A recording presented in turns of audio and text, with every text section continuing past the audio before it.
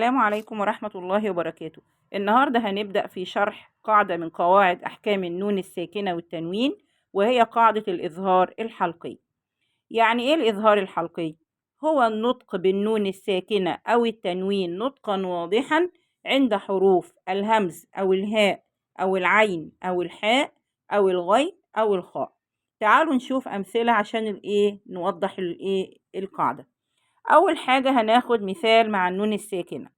أنعمت، هنا النون عندي ساكنة وجي بعديها حرف من حروف الإظهار وهو حرف العين، يبقى النون هنا هيبقى حكمها إيه؟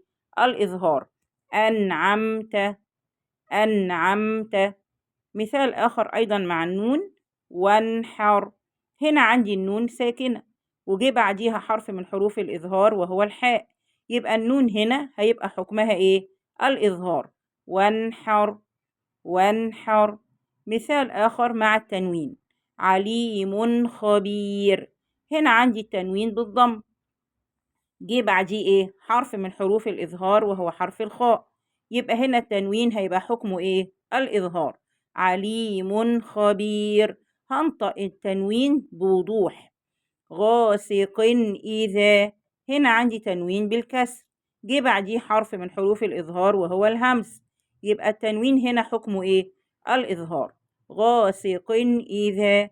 وما ننساش هنا ما نعملش يا جماعة غنة زائدة، يعني ما أقولش غاسق إذا، كده أنا بجيب غنة زائدة وده خطأ. غاسق إذا. عليم خبير. أنعمت، وانحر. وبكده يبقى احنا انتهينا من شرح قاعدة الإظهار الحلقي. لو عجبكم الفيديو يا ريت لايك والاشتراك في القناة علشان يوصل لكم كل جديد. والسلام عليكم ورحمة الله وبركاته.